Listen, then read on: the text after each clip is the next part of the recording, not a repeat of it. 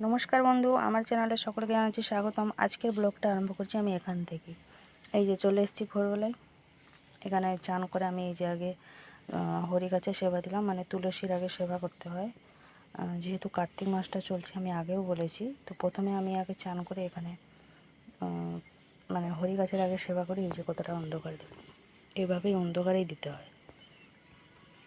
আমি কিছুদিন হলো বললাম না 3:30 থেকে উঠে পড়ছি, এই জন্যই।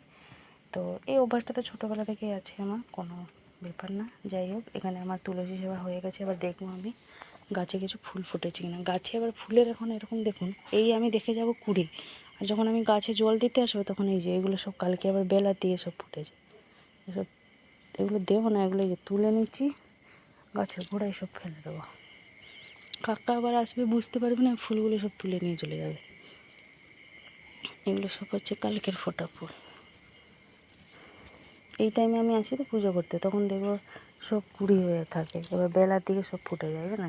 এবার এগুলো তো গাছে তো আর দেওয়া যাবে, মানে গাছে বলছে এগুলো তো ভগবানের কাছে আর দেওয়া যাবে না, যেহেতু এগুলো বাসি ফুল হয়ে গেছে কালকে।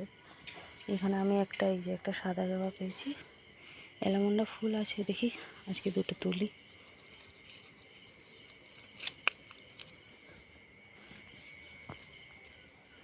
বেশি তুলব না, 4টে মতনই তুলব এগুলো।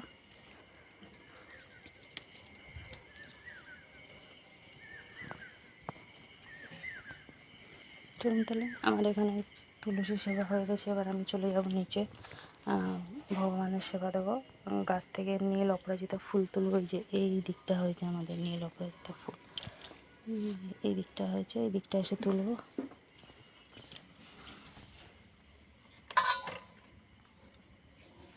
চলে এসেছি ছাদে, আমাকে পুজো হয়ে গেছে, চলে এসেছি। এবার প্রথমে গেছিলাম এই যে গাছ থেকে অপরাজিতা ফুলগুলো তুলতে। কত ফুটছে দেখুন, এখন জল দিচ্ছি না, অনেক ফুটেছে আজকে। প্রত্যেক দিন এভাবেই ফুটে।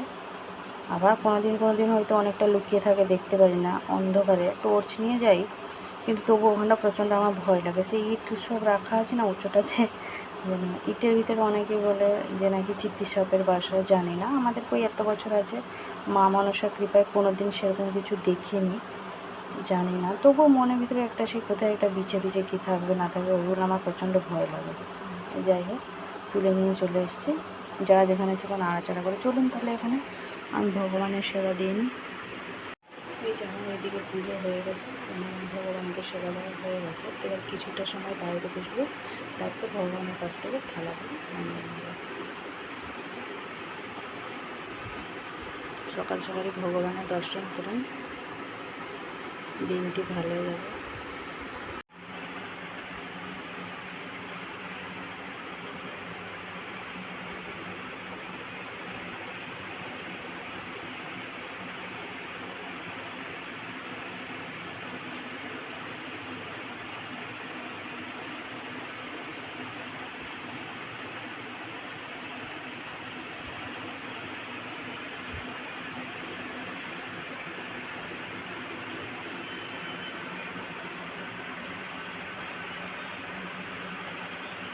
আমাদের দাদাও আজকে সকাল সকাল উঠে পড়েছে, উঠে পড়ে এরকম চা খাওয়া হয়ে গেছে, বসে আছে। ওকে আমি বললাম যে তাড়াতাড়ি আজকে চা মতো নেবে, যেহেতু খোঁটা দুজনে আসে খোঁটা দিতে।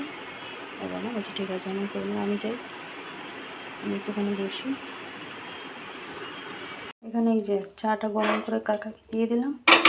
এবার মায়ের জন্য চা একটুখানি গরম করবো। আমার ওদিকে তো থালা বের করে ভগবানের কাছ থেকে যেটা প্রসাদ লাগিয়েছিলাম ওটাই খেলাম, খেয়ে একটুখানি জল খেলাম।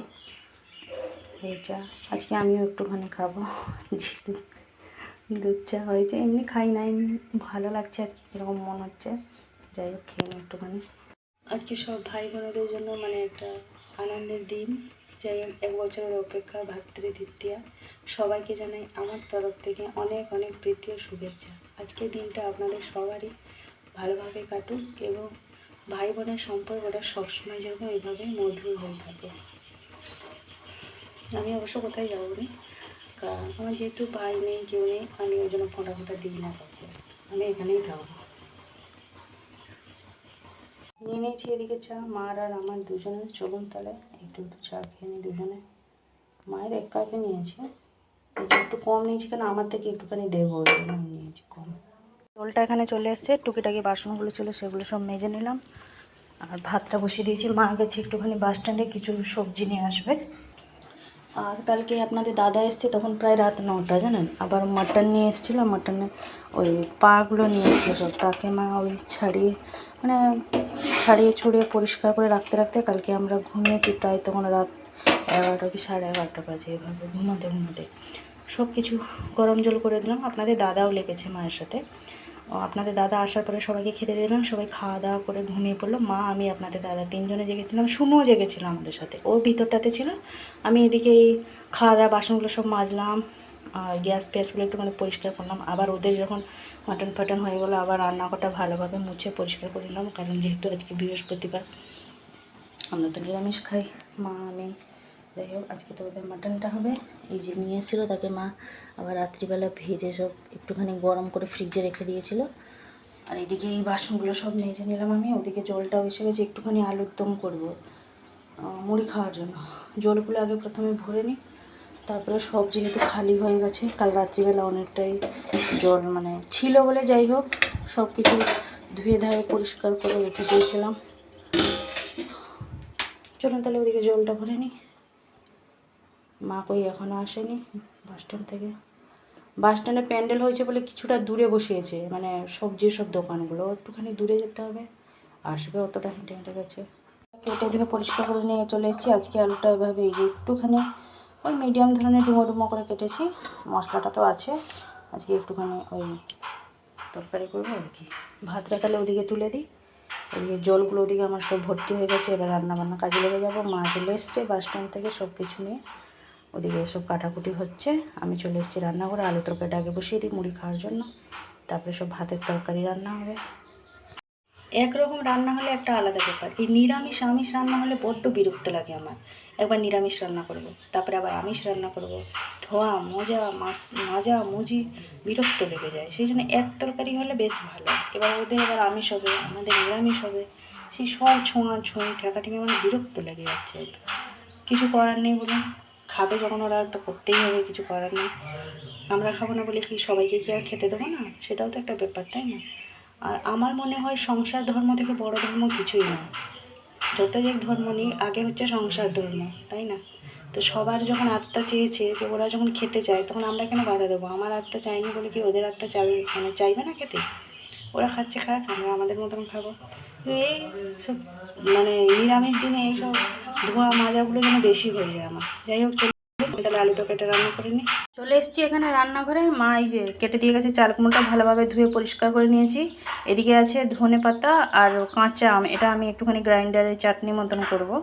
এই যে এখানে আলু তরকারিটা হয়ে গেছে মুড়ি খাওয়ার জন্য। প্রথমে এই যে চাল কুমড়োটা লবণ ও হলুদ দিয়ে বসিয়ে দেবো। আবার মা ঢেঁড়স কেটেছে, লাল শাকটা ধুয়ে রেখেছি, ভাজা হবে। অনেক কিছুই আজকে রান্নাবান্নার ব্যাপার আছে। দ্বিতীয়ত হচ্ছে আজকে বিকালবেলা একটুখানি বেরোবো আমরা, ওই মেলা দেখতে। যাই হোক, আমাদের এখানে মেলা বসেছে, আর পুজোর এমনি থিমগুলো দেখে আসবো। খুব সুন্দর সুন্দর নাকি হয়েছে, আমি যাইনি এখনও পর্যন্ত, দেখিনি। যার সবাই স্ট্যাটাস দিচ্ছে হোয়াটসঅ্যাপে ফেসবুকে, ওটার থেকেই আমি পরিচিত হয়েছি যে এখানে এইসব। আবার সবাইকে জিজ্ঞেস করছি এটা কোথায় হয়েছে, ওটা কোথায় হয়েছে, আমাদের এখানেকার হয়েছে, কিন্তু আমি জানিনি। যাই হোক, আজকে একটুখানি বেরোবো বলছি। শুনো, সে কাল থেকেই জিদ ধরে বসে আছে, কালকে যাবে বলছিল, অনেক বুঝিয়ে বাজিয়ে রেখেছি। মেলা হলে আমরা এখানে দুবার যাই, একবার যাই হয়তো আপনাদের দাদা আমি শুনু, আর একবার মাকে নিয়ে বেরোই। মা আমি শুনু 3জনে বেরোই, মাকে তো সব জায়গায় একটুখানি ঘুরিয়ে নিয়ে একটুখানি মেলা ঘুরে চলে আসি। এবার যাই হোক, তো আজকে আপনাদের দাদা আমি শুনু যাবো, একটুখানি তাড়াতাড়ি যাবো, ওই 5টা নাগাদ করে বেরিয়ে যাবো, নাহলে প্রচণ্ড পরিমাণে লাইন পড়ে যায়, এখানে ঠাকুর দেখা অসম্ভব। দিয়েছি এখানে চাল কুমড়োটা, দিয়ে দিয়েছি লবণ হলুদ, একটুখানি জল দিয়েছি। চাল কুমড়োটা একটুখানি সেদ্ধ হবে, তারপরে সর্ষে বাটা দিয়েছি রান্না। অনেক দিন পর আজকে চাল কুমড়ো আমাদের বাড়িতে হচ্ছে, অনেক বছর পর হচ্ছে, এটা বললে হয়, অনেক দিন না, অনেক বছর। আর আজকে মেলাটা কিন্তু প্রচণ্ড পরিমাণে ভিড় হবে, যেহেতু আজকে ফোঁটা, সবাই এসেছে, আজকে সবাই যাবে, যারা যারা মেয়েরা সব বাপের বাড়ি এসেছে ফোঁটাতে আজকে যাবে। আজকে মেলাটা প্রচণ্ড পরিমাণে ভিড় হবে। যাই হোক, কিছু করার নেই, এর ফাঁকেই দেখে নিতে হবে। আগের বছর এভাবেই বেশি দিন মেলা ছিল না, আপনাদের দাদা যেদিন আমাকে নিয়ে গেছে সেদিনই মেলা গোটানো, লাস্ট দিন 1 সপ্তাহ মতন থেকে মেলা উঠে গেছিলো। ওই ভিড় হোক যাই হোক, গিয়ে দেখে আসতে হবে, অন্তত ঠাকুরগুলোও তো দেখে আসতে পারবো। এই যে এদিকে বসিয়ে দিয়েছিলাম চাল কুমড়ো, আর এদিকে এই যে ঢেঁড়স ভাজাটা বসিয়েছিলাম। এদিকে এই যে বাটাবুটি হয়ে গেছে, আদা রসুন পেঁয়াজ সব আলাদা আলাদা বাটা হয়েছে, এটা চাটনি হবে বলে। মাকে এদিকে সর্ষে লঙ্কাটা পেস্ট করে দিলাম, মা এই যে চাল কুমড়োর জন্য রেডি করছে, সব দিয়ে দিল। এবার মিক্সির জারটা একটুখানি ধুয়ে জল দিয়ে রয়েছিলাম, মা একদম ডাইরেক্ট পুরো চাল কুমড়ো তুলে একদম মিক্সি জারের ভিতরে দিয়ে দিয়েছে। জল আছে চাল কুমড়োতে, জল আর বেশি জল দেওয়া যাবে না, ওই জন্য পুরো ডাইরেক্ট এখানে সব হয়ে যাচ্ছে ইনডাইরেক্টলি। ওদিকে যে ঢেঁড়স ভাজাটা বসছিলাম, মা একটুখানি দেখে নেবে। আমি ওই যে পাশের বাড়ি যা একজন ফোঁটা দেয়, আপনাদের দাদাকে ডাকছে, ও নিয়ে যাচ্ছে আপনাদের দাদাকে।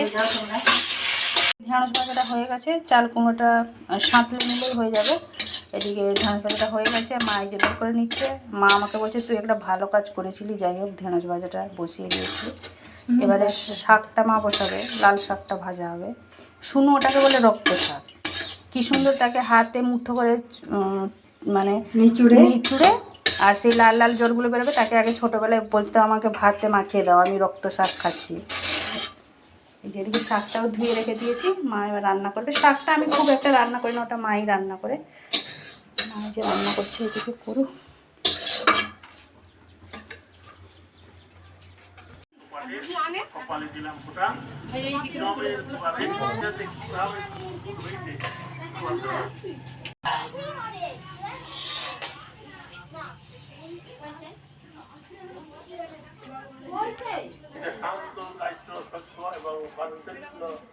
ভাবে তার আরাধনা হয়।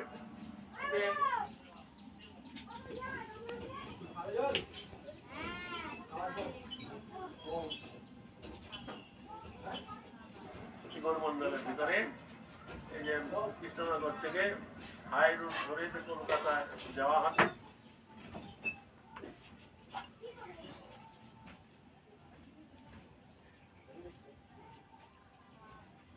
একটুখানি দূরে একটা মদন মোহন মন্দির আছে। তিতলি কি করছে রে তাকে?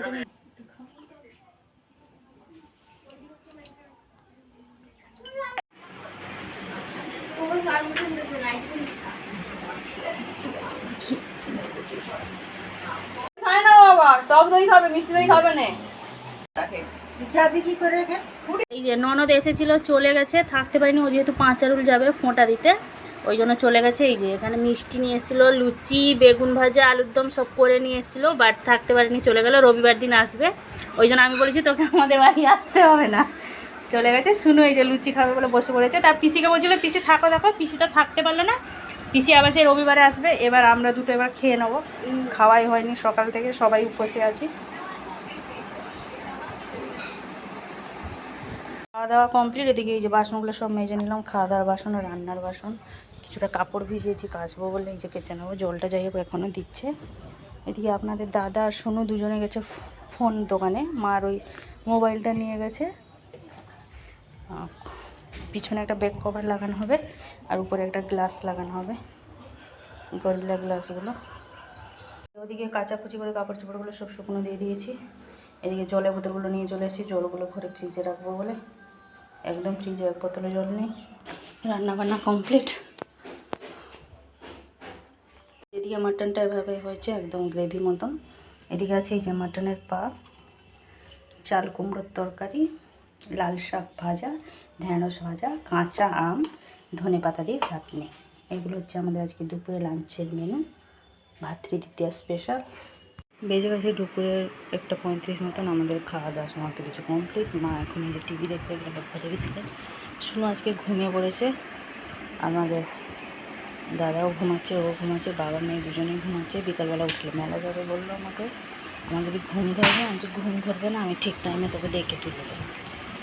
এদিকে সমস্ত কাজ কমপ্লিট, শুধু কাকাই বাকি আছে, খেতে আসেনি এখনো। তরকারিগুলো সমস্ত কিছু ফ্রিজের মধ্যে রেখে দিয়ে চলে এসেছি। আমি একটুখানি মাঝখানে ঘরে বসে আছি, কাকা যেহেতু খেতে আসবে। কাকাটা বের করে থালা চাপা দিয়ে রেখেছি, কাকা এলেই দিয়ে দেবো, এই জন্য এখানে বসে আছি। ওরা দুজনে ঘুমাচ্ছে, আমরা ওই 5টা নাগাদ করে যাবো। যাই হোক এখন একটুখানি বসবো, খাওয়া দাওয়ার পরে যেন বড্ড সে হাঁপাহাঁপির মতন কাজ হয়ে গেল। বেজে গেছে 5টা 10, বেরিয়ে পড়েছি আমরা মেলা। শুনো আমি আপনাদের দাদা, মাকে ডাকলাম, মা বললো দা আমি যাব না। বেরিয়ে গেছি, একটু তাড়াতাড়ি গেলে যাই হোক ঠাকুরগুলো দেখতে পাবো, ওই জন্য থিমগুলো দেখবো। চলুন তাহলে যাই।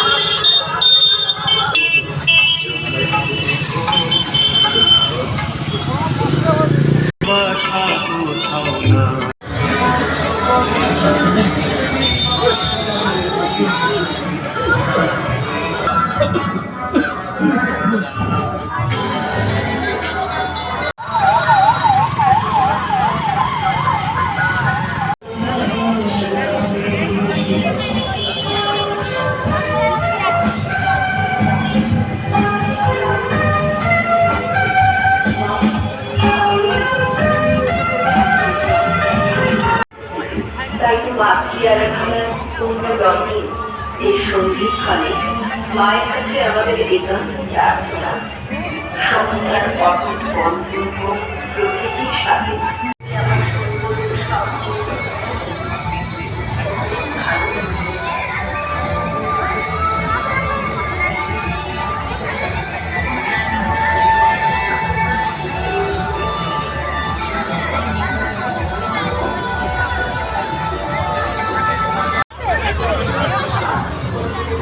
ওইদিকে ছাত্র দেখে চলে আসতো, লাইনগুলো দেখতে হবে।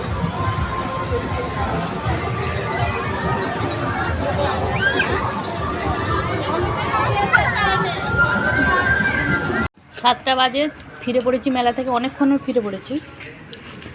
সব অনেক কিছু কেনাকাটা হয়েছে আজকে। শুনো এই যে বসে আছে, মেলা থেকে আনা হয়েছিল এই যে পিৎজাটা আমি খাইনি, বাকি সবাই খেয়েছে। মাশরুম পকোড়া এনেছিল আপনাদের দাদা, সবাই খেয়ে নিয়েছে, লাস্টে আমি বসেছি। শুনো অনেক কিছু এনেছে মেলা থেকে।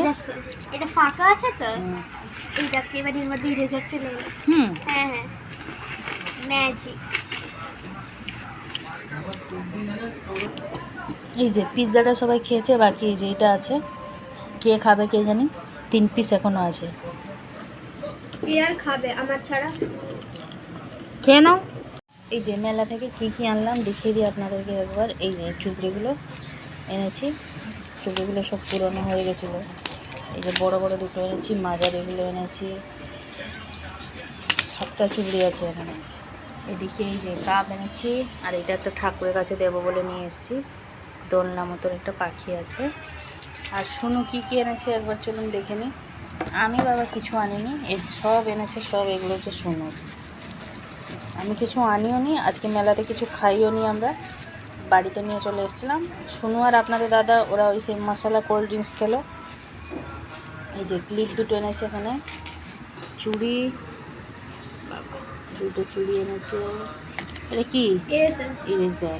এটা ড্রয়িং এর সুবিধা হবে। আচ্ছা ঠিক আছে। এটা একটা চকলেট ইরেজার, এর মধ্যে থেকে কফি স্মেল আসছে। আচ্ছা আচ্ছা। আর তারপরে এটা ম্যাজিক্যাল ইরেজার, প্রথমে এটা তো আনলে কিছু নেই, তারপরে এরকম করে তাহলে ইরেজার চলে আসবে। হ্যাঁ, ওটা এটা নিয়ে শুনু এবার ম্যাজিক শো দেখাতে যাবে।